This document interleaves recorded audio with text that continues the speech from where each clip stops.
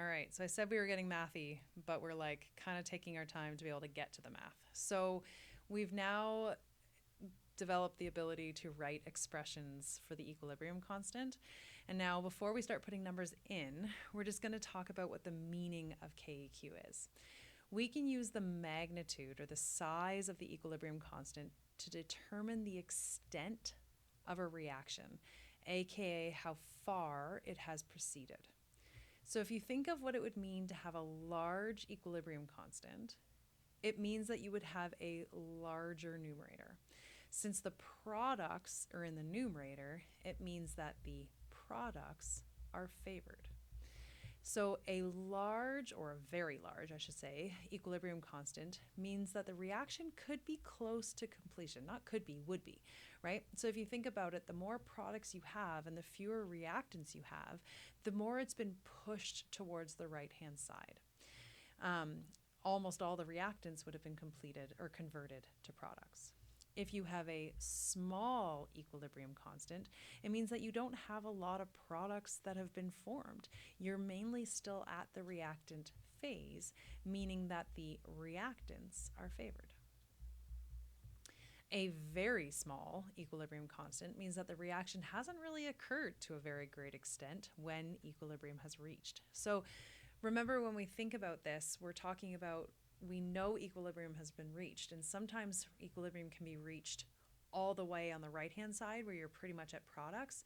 It can also be reached where the reaction didn't even really happen, right? If you think about it in terms of enthalpy and entropy, maybe you were tending more towards reactants, and so the reaction happened as much as it could. Now you're at equilibrium. So in summary, so I looked at the kind of the extremes, but in summary, if your K value is greater than 1, it means that your products are greater than your reactants.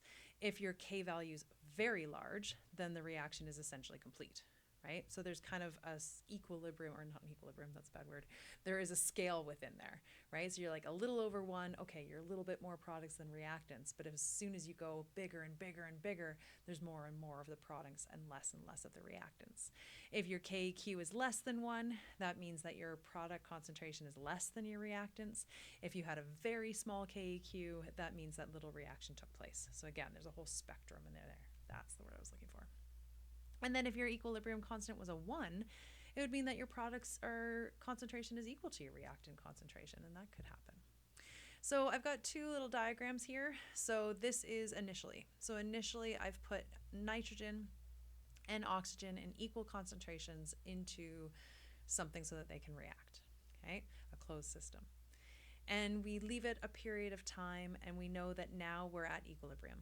And at equilibrium, you almost have the same concentration of nitrogen and oxygen as you did to start, but you have a little bit of this nitrogen monoxide formed.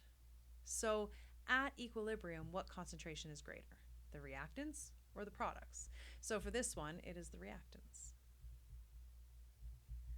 Would the value of KQ be relatively large or small? Well, if your reactant concentration is quite large, it means that you haven't formed a lot of product, meaning that it is going to be small. So to what extent has this reaction happened? Very little. Very little. Ooh, I cannot. Let me write slower. Very little.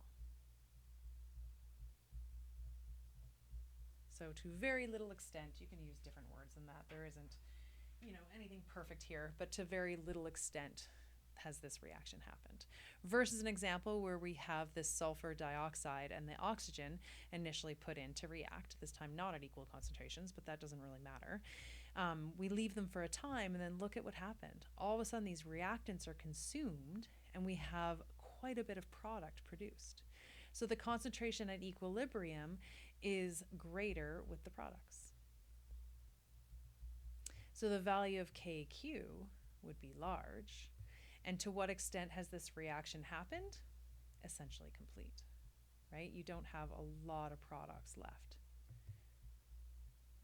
Or sorry, I meant reactants there. So to what extent has this reaction happened? It's essentially complete because you have a very small concentration of reactants left to react and you have a large amount of product that was produced. So an example that you could be asked with this is consider the following equilibria. We've got nitrogen and hydrogen forming ammonia.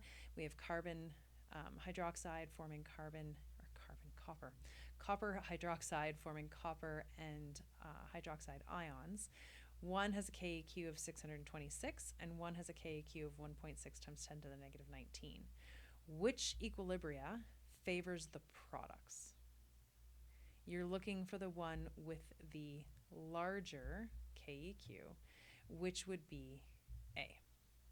Which equilibria favors the reactants? It would be the one with the smaller KEQ, which would be B. Awesome. All right, that's the end of 2.10.